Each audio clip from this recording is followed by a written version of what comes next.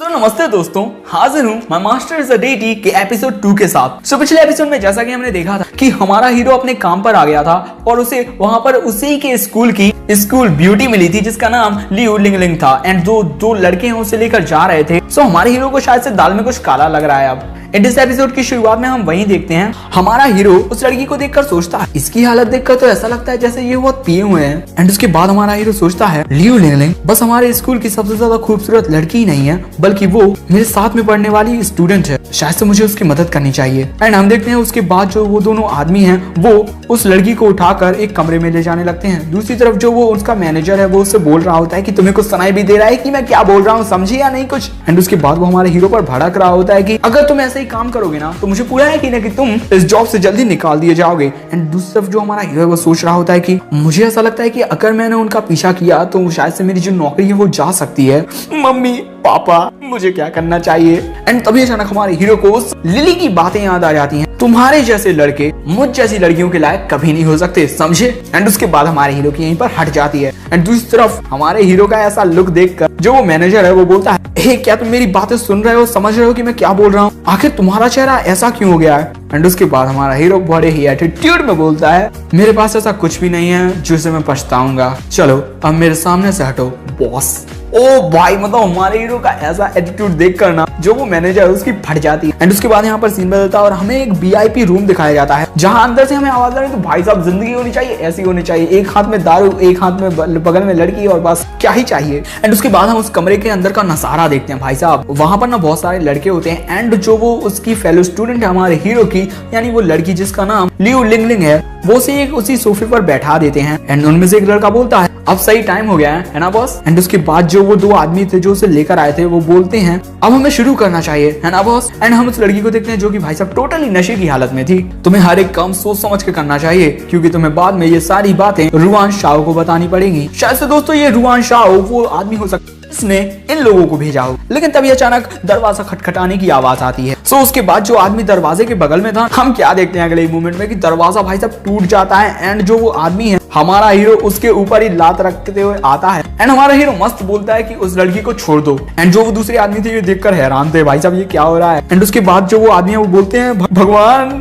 ये क्या हो रहा है भगवान। एंड हमारा हीरो खुद ये सब देखकर शॉक्ड था कि आखिर मैंने सिर्फ एक ही लात मार के उस इतने मोटे दरवाजे को कैसे तोड़ दिया। भाई क्या बाल काटने और इस पब में एक वेटर का काम करके मुझ में इतनी ताकत आ गई है। एंड तभी अचानक हम देखते हैं कि एक आदमी हमारे हीरो को एक मुक्का मारने आता है लेकिन हमारा हीरो उसके पंच से बच जाता है। एंड हमारा हीरो सोच रहा होता है कि ओ भाई मैंने कितने आराम से देख लिया इसका पंच, मेरी स्पीड बहुत ज्यादा बढ़ गई है। लेकिन तभी अचानक एक दूसरा आदमी हमारे हीरो को लात मार देता है। लेकिन हमारा हीरो सोचता है कि भाई क्या हो रहा है मेरे साथ, मेरी जो ताकत है वो बहुत ही ज्यादा बढ़ गई है, इसकी जो लात है मुझे तो कुछ फील ही नहीं हो रहा है। एंड तभी अचानक हम देखते हैं कि हमारा हीरो दोनों लोगों में एक एक लात मार देता है, कतई ब्रूसली टाइप है ना। एंड वो सोच रहा होता है कि भगवान ने मुझ में जादू सेट कर दिया है, मैं शायद सब कुछ भी कर सकता हूँ। एंड उसके बाद जो बगल में ना झिंगो टाइप का पिंक बालों वाला आदमी था ना, उसमें भी हमारा हीरो एक पंच मारने वाला होता है। एंड वो एक पंच मार देता है एंड वो इतनी बुरी तरीके से मारता है भाई उसका एक दांत टूट के गिर जाता है। एंड अपनी ताकत देखकर ना हमारा हीरो खुद ही शौक था कि भाई साहब ये क्या हो रहा है,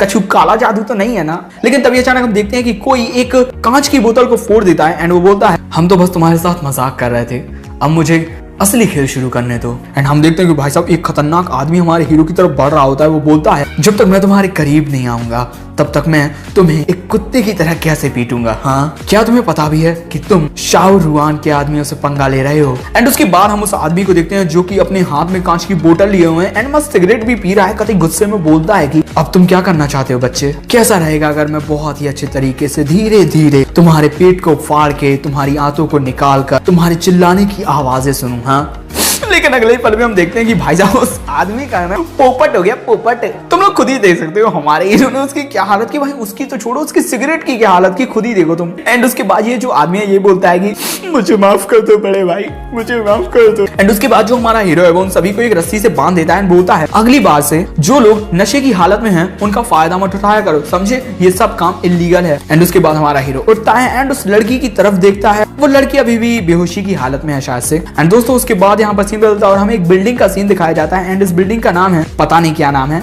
लेकिन यहाँ पर जो हमारा हीरो है यांग ईयुन वो यहीं रहता है। एंड उसके बाद हमें हमारे हीरो के कमरे का सीन दिखाया जाता है। हम देखते हैं कि हमारा जो हीरो है वो उस लड़की को अपने बिस्तर पर लेटा चुका होता है एंड वो वहीं पर खड़ा हुआ थोड़ा शर्माता हुआ सोच रहा होता है कि भाई कहीं मैंने कुछ गड़बड़ तो नहीं कर दी, एक ऐसी लड़की को अपने कमरे में लाकर, वो भी इतनी आधी रात को, जो अभी नशे की हालत में है, दारू पिए हुए हैं। एंड उसके बाद वो बोलता है मुझे नहीं पता कैसा होता होगा ये, क्योंकि मैं आज तक एक लड़की के साथ एक ही कमरे में नहीं सोया हूँ। मैंने तो आज तक बस अपनी एक्स गर्लफ्रेंड के हाथ ही पकड़े हैं। यानी कि दोस्तों तुम लोग बोल सकते हो कि हमारा जो हीरो है ना वो कतई शरीफ लौंडा है। एंड दोस्तों हमारा हीरो ये सब बोल ही रहा होता है, तभी वहाँ पर जो वो देवता है ना वो आ जाता है। वो बोलता है आखिर तुम क्या सोच रहे हो, इसमें डरने वाली कोई बात नहीं है, जो भी तुम करना चाहते हो कर सकते हो, वो अभी नशे की हालत में है। सो हमारा हीरो बोलता है तुमने सही कहा, लेकिन एंड तभी दूसरे मोमेंट में वो शॉक्ड हो जाता है कि भाई तुम कहां से आ गए, तुम कोई भूत मूत हो क्या, कहीं से भी प्रकट हो जाते हो। सो हमारा देवता बोलता है आखिर तुम क्या बात बकवास कर रहे हो, क्या तुम्हें याद है तुम मुझे छोड़कर वहां से भाग गए थे, और इस लड़की को इन हालत देखकर लगता है कि तुम इस लड़की के साथ सोने के लिए वहां से भागे थे, है ना।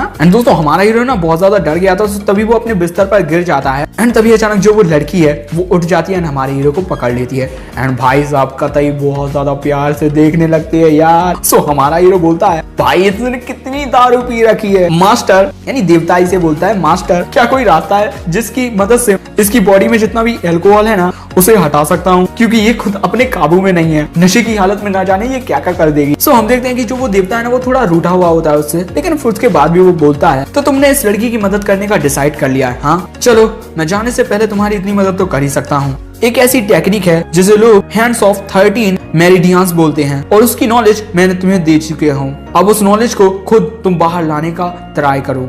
एंड उसके बाद हम देखते हैं कि जो वो देवता है ना वापस अपने उस चिराग में चले जाते हैं। एंड उस चिराग में से उनकी आवाज आती है कि मैं तुम्हारी मदद करने के बाद बहुत ज्यादा थक चुका हूँ, इसलिए मुझे अब उठाना मत, समझे। सो हमारा हीरो बोलता है ठीक है। एंड उसके बाद जो हमारा हीरो है वो अपने दिमाग कॉन्सेंट्रेट करने की कोशिश कर रहा होता है कि आखिर हैंड्स ऑफ 13 मेरिडियंस की जो नॉलेज है वो कहाँ पर है। एंड दूसरी तरफ जो वो लड़की है ना वो हमारे हीरो को पकड़े हुए है, उसे छोड़ ही नहीं रही है। एंड उसके बाद जो हमारा हीरो है उसे वो पावर मिल जाती है, यानी कि वो टेक्निक मिल जाती है। एंड उसके बाद जो हमारा हीरो है वो उस टेक्निक का यूज उस लड़की के ऊपर करने लगता है। इसकी वजह से वो लड़की ना कतई अजीब अजीब टाइप की आवाजें निकाल रही होती है। एंड तभी हम देखते हैं कि उनके बगल वाले कमरे का भी नजारा देखने को मिलता है, जहाँ पर एक लड़का एक लड़की होती है। वो लड़का बोलता है तो कैसा रहा, अब तो तुम्हें लगता है ना कि मुझ में कितनी ज्यादा पावर है। तो वो लड़की बोलती है कि तुम बहुत ही ज्यादा शरारती हो, तुम बहुत ही ज्यादा पावरफुल हो। एंड शायद से तुम लोग समझ ही सकते हो कि क्या बातें हो रही होंगी इनके बारे में। एक मिनट, तुम लोग नहीं समझ सकते, तुम लोग बहुत ही ज्यादा सज्जन हो।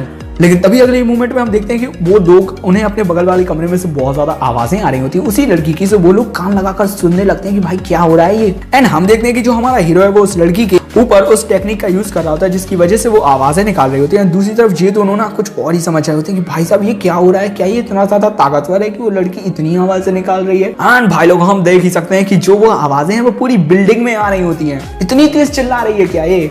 के कुछ ही पलों बाद हम उन्हीं दोनों लड़के लड़कियों को देखते हैं, जहाँ पर हम देखते हैं कि वो लड़की उस लड़के को बहुत ज्यादा कूट रही है, बोल रही है कि तुम में तो बिल्कुल भी ताकत ही नहीं है, देखो उन्हें वो कितनी ज्यादा मेहनत कर रहे हैं। सो वो लड़का बोलता है मुझे पता है, मुझे पता है। एंड दोस्तों इसी के साथ हो जाती है यहाँ पर सुबह, और हमें अगले दिन की बहुत ही सुबह सुबह दिखाया जाता है कि जो वो लड़की है ना वो धीरे धीरे अपनी आंखें खोलती है।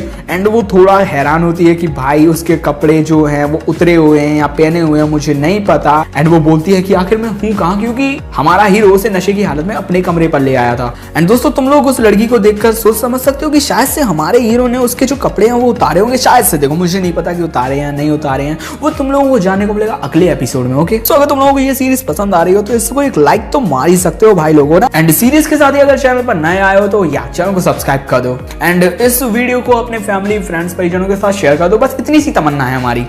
कमेंट्स में बताना कि सीरीज कैसी लगी। Okay, thanks for watching, sayonara.